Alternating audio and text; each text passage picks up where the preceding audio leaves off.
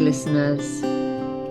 I've got a real treat for you today in this podcast if you are somebody who finds it difficult to sleep. I'm certainly one of those people who goes to bed at night and can, at times, stay awake for a long time before I'll finally drop off. And that's mainly because I'm highly creative. I have all sorts of ideas. And ever since I was very little, I used to think, what a waste of time. I could be doing so much. And that was fine way back then. But I wasn't allowed to not go to sleep.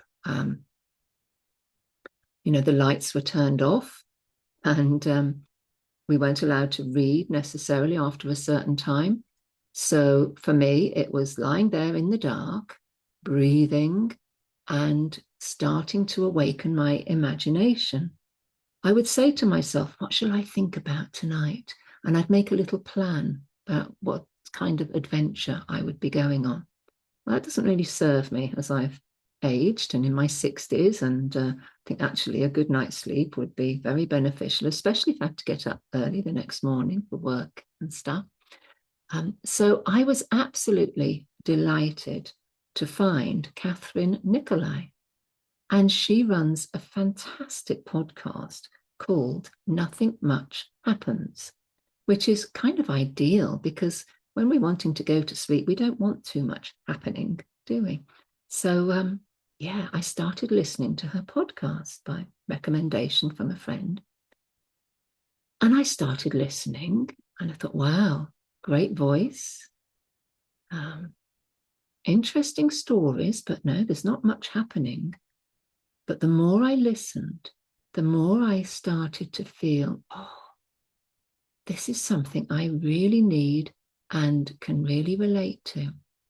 Such simplicity and such a fantastic technique because I fell asleep before she had finished pretty much every time. I think once I didn't. And I've listened to it many, many times now.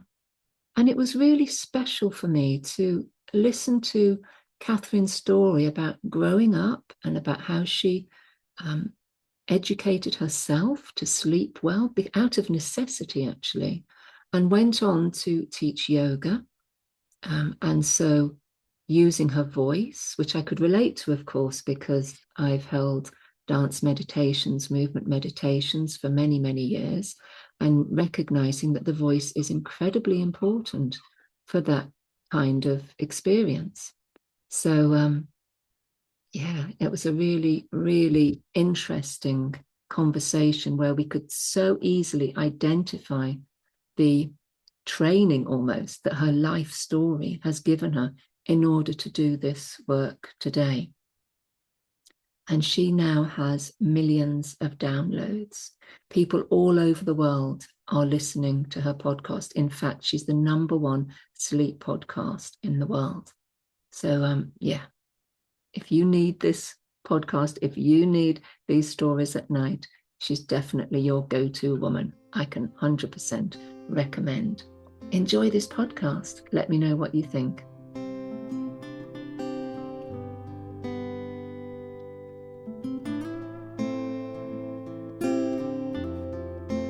Kathryn Nicolai, thank you so much for being here.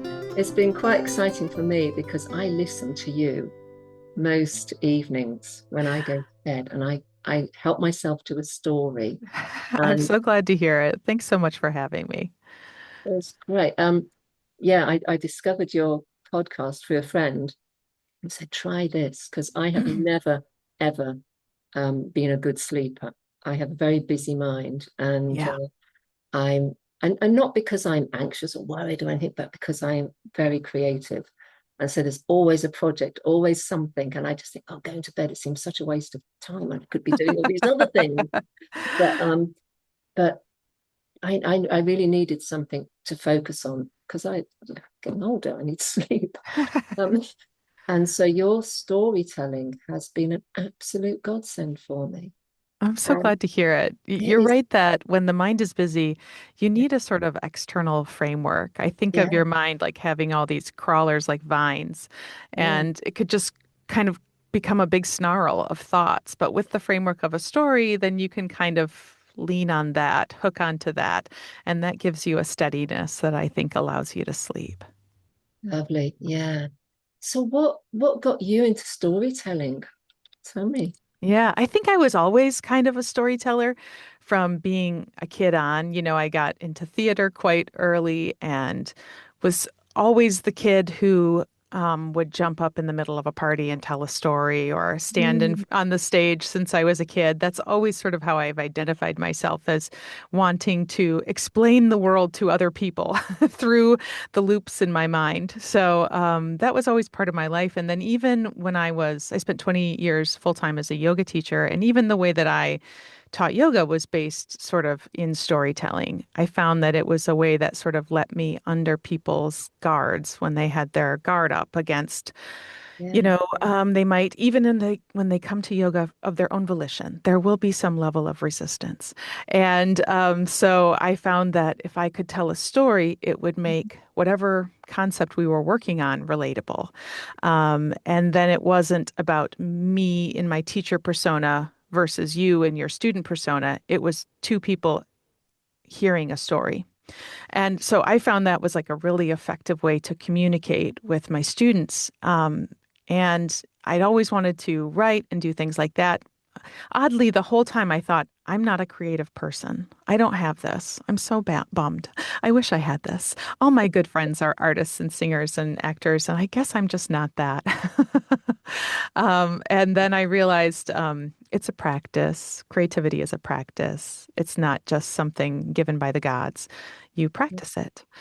So I sort of put everything that came before, nothing much happens together. And it turned out that all of it led me to this, made me the person to do this so well. Wow. Oh, perfect, perfect. And your podcast and your platform is called Nothing Much Happens, where nothing much happens.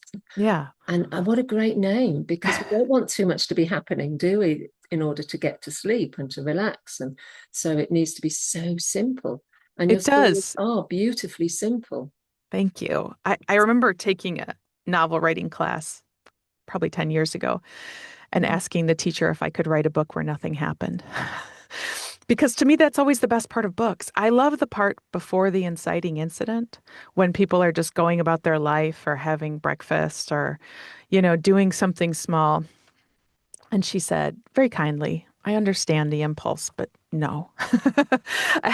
Of course, when I sold my book, Nothing Much Happens in 26 countries. I did send her a copy.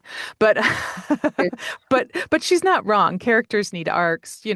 But what I get to do, because I feel like I kind of got to invent the genre, is just elevate these small moments of kind of ordinary magic, of just being really present with something and seeing something. It doesn't have to go anywhere. There's not going to be a twist. There's just going to be me in this place having this experience. And it doesn't have to lead to anything further. And that's a freedom that I feel like most writers never get to have. Right, right. And the stories, they they are so simple, and they are those little moments in life, like picking the lilacs. I love the lilac Mm, stories. And yeah. the one about the library, and just the idea of being in a library at night time. Oh, yeah. And just the quiet of that is really has me fascinated, really. Yeah. And have these stories come from your life, or are they your experiences, or are they just did they just come to you? I mean, they're mostly not my experiences. I think Mhm. the times you see me bleed through is just in those moments of awareness when I'm describing the scent of the lilac or the feeling of the mood that I'm trying to create. But, I've never been an innkeeper. I don't Mm. have a cat. I don't live on a farm. I remember somebody emailed me a couple years ago and said, I'm so confused. I thought you owned a bookshop, but you're also an innkeeper. And then you lived in the country. And I said, finally, she said, I don't understand what you are. And I said, my dear, I'm a storyteller. I say right at the beginning, it's a bedtime story, but people often take it as almost a journal entry. And I always say, however you want to hear it, that's fine. I just want you to feel safe and protected and fall to sleep. So think Mm. of it however you like. That's really beautiful. It's so lovely. It's so lovely to hear you talk about it, and to hear Yeah. more about it. How did it become a podcast? It became a podcast. First, I thought maybe this could be a book because I've always told myself bedtime stories since I was 3 or 4 years old. Mm, And because I've done that, I have that well-trained brain that can go to sleep easily. I've met some of my fellow sleep podcasters, and most of them have the experience you have of struggling with sleep most of their life. yeah. I am sort of one of the lone wolves who I made a sleep podcast because I sleep fantastically. Mm, And I always felt like, oh, I've figured this out. Like I somehow stumbled upon the code for how to unwind your mind. So I've always fallen asleep when I want to and gone back to sleep in the middle of the night if I've woken through storytelling. So I kept thinking, I have this. How do I bring this to other people? And mm, I really wanted it to be a book, but that is such a difficult thing to accomplish if you have don't know anybody in publishing and you don't have an agent. And it just feels like you could spend years on it and it could just sit on a shelf. mm, Um, but podcasting is such a lovely medium because you don't have to know anybody famous. You don't need $1 million. mm. It's a very accessible form. So, and because I'd spent all these years as a yoga teacher and a theater student, I felt like I knew how to use my voice. I knew how to use timing and how to read in a way that worked for people. So honestly, it seemed like such a good fit that it would be audio. So I just had this sort of light bulb moment, and we launched within maybe 2 months of that. Right, right, lovely. And it's really taken off, hasn't it? I mean, it's a huge thing from what I can see. Yeah, it's the biggest sleep podcast in the world. We're over 200 million downloads at this point. I know it's huge numbers of people tune in and listen every night. All over the world. Isn't Yeah. it incredible? You must be very excited about that. And you support charities through it as well, don't you? We do. Yeah, that is just something that I felt like as my platform grew and I had the chance to do it, I wanted to do it. And just to sort of normalize the idea that you would give every week. And so we do give to a different charity every week. And we've been doing that for about 3 years now. And it's also a way for us to just tell people about different charities and point people in their direction and for us to, Mm, do a little good. that's beautiful. That's really, really great that you can do that. Yeah, Yeah. yeah. So yeah, all these people all over the world. Are there any stories that have come back to you about how it's helped how it's helped people? Do you Yeah, ever hear so many, stories? Yeah. so many that it's really quite humbling because I definitely thought I would help people sleep. I never knew all the other ways that I could help people. Okay. Um, you know, People who might have severe trauma, who never have felt safe falling asleep at night, who tell me, I look forward to going to bed now. Sometimes Mm, it's as simple as I'm a new parent. And, we've been up a lot. And just knowing that you're going to help me get back to sleep after the baby's gone back to sleep, that's huge for me. I'm I've sometimes been the last voice that a person hears when they're in hospice. This has happened a handful of times where people will say, they loved your stories, or we just knew that it was safe, and we let your voice play for the last 3 days of our life nonstop. And that is such an unbelievable honor to be in that moment, ushering someone through and being a soft landing for their loved ones. I take it so seriously. I hear from people sometimes in very much the dark night of their soul, where they say, I was at my end and thought, if I feel better after this, I'll stay. And I stayed. And I don't think there's higher work than that. So mm, mm, I'm so grateful that I get to do this and reach so many people, as well as just sometimes open a conversation with somebody. I remember one time writing a story about peonies and how when the peonies bloom, the ants have to crawl all over the peonies because they chew away the waxy covering, and that's what lets the flower bloom. And how the first time I had peonies, I thought something was wrong with them. And I called my mom and I said, Mom, there's ants all over my peonies. And she said, That's okay. They're supposed to be there. And I remember just putting that detail in a story and almost having this moment where I thought, does this go here? And then the week it came out, getting an email from someone who said, my mom passed away this year. I had the same exact conversation with her when I was 20 years old.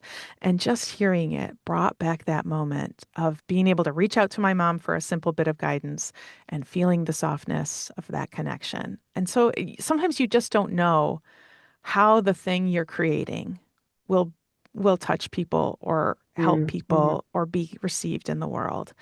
And I feel so lucky that the show has spread in so many directions to have landed in so many ears and to have had such a positive influence in the world. That's really, gosh, yeah, very humbling. Yeah, it Really. is. I Yeah, take it quite seriously. You good. know, it's a difficult thing because it's a podcast. We have a team to pay. It needs to make money, but also by very nature of it, it needs to never interrupt people from sleep. And that's always been my priority. I've literally turned down millions of dollars because I will not do certain things with the podcast because my first goal is the people that are falling asleep. And I feel the weight of that trust that they put in me. So I definitely don't I'm not nonchalant about that. I feel how real that trust and responsibility is. Oh, of course, yeah. Wow. And I mean the stories are utterly beautiful and sweet and tender Thank and you. I really love it. But you also have a technique, don't you, that you use? And I mean I listen to the story. It's very rare I'll get to the end to the second telling Yeah, of the story. But if I do, I won't make it till the end. This is yeah. somebody who, when I was a kid, I went to bed and thought, well, what shall I think about tonight when I lie here? I've got to have the lights off. I'm not even allowed to read, so I'd go into my brain and be thinking of Yeah, all these stories and all sorts of things, which may have had their place, but, as I've got older, that didn't serve me quite so well. But yeah, it's the techniques that you use that clearly work really, really well. yeah, I'm fascinated with that. I love that you tell the second story a bit, second reading of that same story a bit yeah, slower, and that yeah. you've got this amazing technique of sharing. I Um, think a lot of that was honed first in the yoga studio because it was my full-time job for 20 years, just noticing how my voice could help someone soften, which even word choice, what moments to be quiet, what moments to say something. And then I got real time feedback by watching people's faces, by listening to the rhythm of their breath, to seeing when I was succeeding and when I wasn't. So I feel mm, like I had all these years of training already about how to use that part of my instrument. yeah. And then I also had some just intuitive understandings, like the idea that I would tell the story twice. I knew from the very beginning. And people have often asked me, like, how did I know that was the way? And I said, I just had this intuitive understanding that as soon as you heard that the story was going to come around again, that would give you permission to let go. You would know I don't, even though nothing's happening, I still don't have to keep track of it because she's going to tell me twice. And that repetition is also quite soothing in itself. We think about the books we reread or the movies we rewatch for comfort. It also lessens your cognitive load because you're rehearing it if you're even still awake. Then there's some other things I do. I lean quite heavily into sensory details. I tell you what things feel like and smell like and Mm, look like because in those moments, we sort of become naturally present. We're imagining the lilac smell or the way that the rain sounds on the roof. And that drops us into that experience and it makes us forecast less and rewind, rehash less. It just makes us present. And as a longtime meditation teacher, I kept thinking, what if instead of telling people the technique to become present, what if I just made them present? What if we skipped that step where I made it sort of a job that you did and I just took you there.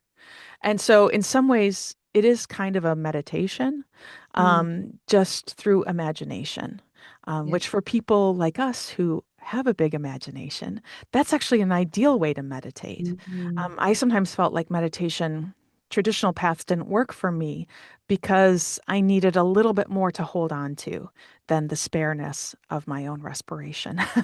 And having like a richer sensory experience, my brain craved that. Mm, And I think you get a lot of benefits from that. So I think in some ways it is kind of a meditation. mm.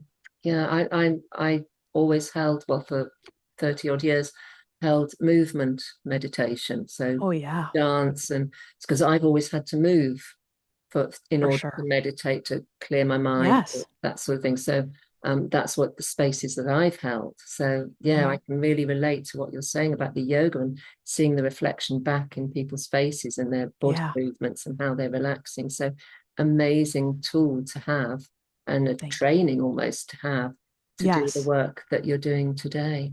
Yeah, I feel kind of like without knowing it, I was on this path all Yeah, along. Like it really all prepared me to do this. right, right. Yeah. And it's expanding, isn't it? I hear you talking about this work is expanding. You've the village is growing. The village is growing, Yeah. yes, and in a couple different ways. Our second book, my second book, comes out in July, and that is like a deeper dive into the village. You get to meet more villagers and see more of the ways that community connects to each other. And then we're creating this community app because so many people said to me, "I love this village. Can I live there?" And I thought, "Me too. I'd love to live there." And until we can sort that out, we could at least visit virtually. And I like the idea of there being just a very soft, cozy, safe corner of the internet where you can come and, you could definitely take yoga and meditation with me, but we also do sort of community projects. We do live events. You listen to the podcast, but it's bigger than that. I teach courses on meditative drawing and journaling. And you also just have neighbors that you could chit chat with in the cafe. So I think that it's going to be a really great thing because I feel like a lot of people see this sort of idealized world of the village of nothing much and think, gosh, I could just use a spoonful of that in my life. A little bit more connected to the people who relate to that. Yeah. And the world can feel so rough that I think if we can give people a way to soften and connect, that's going to be really valuable. Yeah, absolutely. And yeah, do you have that village in your own mind? Do you live in that village in a sense? Not physically, but Yeah. yeah, in your mind, in your imagination. Well, all the stories take place in the village, right? They all overlap. So if you notice, there are recurring Yeah. characters, there are recurring locations. Sometimes you'll see, that narrator from last week's story. Oh, she just crossed in the back of this week's story. And a lot of times people don't see that because they're asleep. But I'm enjoying writing it that way. It's sort of an entertainment for me. And then people started picking up on it and noticing that there's almost Easter eggs planted in lots of episodes, and they would Yeah. catch those and they'd go, okay, well, where's the cool aunt? We haven't heard from her in a few weeks. Or where's Marmalade's mom? We haven't heard from her in a while. Yeah, I started to call that the village of nothing much. And, now it's like a real village. We do have a map, we have a seal, we have, sort of all these lovely details that allow us to play pretend with each other. I want to ask about the boy and his piano. I'm particularly fascinated with Yeah. the piano. Yeah, he's a special boy, He's special. and he is special. I think a lot of parents as well as kids themselves have reached out about him and said, I think I might be like him, or I think my child is like Yeah. him. Yeah. And I'm so glad that that came through, that I was depicting somebody who is neurodivergent, Mm. somebody who excels in different ways and interacts with the world in different ways, and whose parent also really understands him and lovingly moves around him in this way that just feels really cohesive and held. So he just had an episode, I feel like maybe 2 months ago, where Mhm. he walks to the piano teacher by himself for the first time. Yeah. And yeah, I'm quite tender about him as well. I'm very, Yeah. when I Yeah. think about him, I feel quite tender. Yeah, he's got a real special place in my heart. I don't Hmm. know, I often think of him. I think, well, I have a son who's, much older now, but Hmm. yeah, same kind of thing, that Yeah. focused on music, and that how Hmm. important that was, and how he sees the music. Yes. Just hears Yes. it and plays it, but sees it. Yes. It's very special. I love that he's being picked up on by others as well, especially for this platform, because this is about, we're focusing on a neurodivergent soul and the Mm-hmm. element of creativity that goes with that. And I think one of the reasons that I was clearly why I had difficulty sleeping because of Mm-hmm. Oh, for sure. so and yeah, and because why I felt this you would be a really valuable person to have here to share some of this experience for others, because I think there are many people out there who could really do with this platform to support them with. And yeah, I wonder if you could say more about that, that Sure. the problems of sleeping that are out there, because there are many kinds of problems, aren't there, with sleeping. There It's not are. just that, well, we can't get to sleep because I'm worried and I'm anxious, but there's It's so much bigger than that, it and isn't it? there's so many reasons, but I do Mm. hear from a ton of people who have ADHD and who just will tell me it usually takes me 3 hours to Yeah, fall asleep, yeah, and yeah. now I've cut that down to 20 minutes. Okay, that's a totally different life. And I'm so glad to be able to offer those tools. And my wife is somebody in that arena of ADHD and whose mind I think sounds a lot like yours. She is going in so many directions and has so many ideas.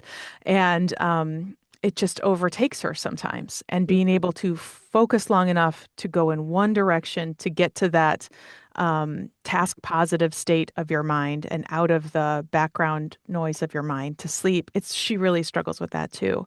So I have heard a lot of people just say, this gives me a way to unwind and get to sleep Mhm. faster. So Mhm.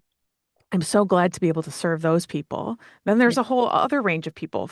People who might be going through perimenopause and their hormones are changing, or people, who have anxiety, people who work the night shift, and people with kids who they just don't get to have a regular sleep cycle. So, often people will ask me to sort of pinpoint what's wrong with sleep. And that's just too broad a category. But the good news is that for most people, this is a useful tool. Even if it doesn't solve everything, it's a useful tool. It's going to shepherd your brain. I sometimes think of your brain like a truck with a brick on the gas pedal. It's going to go even if no one's there to steer it. And we can't. Our brains evolved to create thoughts in the same way that your heart lives to beat. And you can't stop your brain from thinking any more than you could consciously stop your heart from beating. yeah, But if we could sort of steer that truck onto a track and get it to just roll around the track. Okay, now we're narrowing things down. So instead of being the whole world, there's just this. And sooner or later, that's going to rock you to sleep. So I think that's how a lot of people experience it. nice. I like that. I could almost feel myself going, oh, I You're could get right. sleep at this moment. I do have this effect on people. Do you find it happens sort of in other areas of your life? You It just start to does. talk. It does. I feel like, I do kind of land as that quiet, calm person that Yeah, other people will kind of conk over next to. And I think that is that is the flex we think it is. If you can make people feel safe enough yeah. to fall asleep around you, you're doing a good job. And it is about safety, isn't it? It's not So about much. taking people into the trance or into hypnotizing them. No. It really is about just feeling safe enough to go to sleep. Yeah, because then we're talking about your nervous system, right? Yeah, Which is under constant attack in the world we're living in, yeah, right? yeah. Every moment seems like a moment we've never, a new generational moment is happening every 17 minutes. So, how do you then communicate to your body long enough that the danger has passed in order for it to soften into sleep? I Mm, often remind myself that my brain didn't evolve to make me happy. It evolved to keep me alive. It evolved to get me to survive. And sometimes that means that the plans it has are not necessarily great for long-term health. They're just mm, trying to get me to the next day. So I need to be pretty equipped on the other end to go, okay, I know the world is crazy. And my brain wants to show me all the scary stuff because I need to pay attention. But for right now, I'm safe. I'm inside this place. I'm being looked after. I can let go. And I think that's what so much of it is beyond the technique of the storytelling, Yeah. often for people just to hear a voice in the background. You know, it's that feeling of being a child asleep in a room and hearing adult voices in the other room and just knowing somebody's there. That's enough sometimes to just let you feel safe to sleep. And do you think your ability to sleep really well throughout your life is because you felt safe? Do you know, did you grow up feeling safe? Did you? No, it's No, isn't it? I grew up on the north end of Flint, Michigan in the 80s, which Mm. might not mean anything to you, but in America, we'll probably push some buttons. Flint was the murder capital of America for many years in the 80s and 90s. I lived in a house that was right next door to a crack house where murders happened while I lived next door. And even at 3 years old, I'm sure some part of me was aware that I was not safe. And I've often wondered if this is sort of an adaptive measure I acquired because the external world didn't look safe. Could I create an internal world that did? And so I think that's probably where I started telling myself stories to offer that safety. How interesting. How interesting. Yeah, so the wound of growing up in that environment has actually served you to help others Yes, who might also be in for difficult sure. Yeah, I situations. think I really understand the root of needing to feel safe to sleep. To Yeah. me, that's always what it's been about. So I feel like even from 3 years old, I've been preparing for this job. Yeah. I really believe that we do that. I Hmm. danced for my Hmm. safety and for my connection and to yeah, to just feel that I was held in something. Yes. And that gave me my whole career. So it's Yeah. a really interesting way to look at life, isn't it? So Hmm. what's your hopes now for this podcast and for Yeah. everything you're building and creating and this lovely village?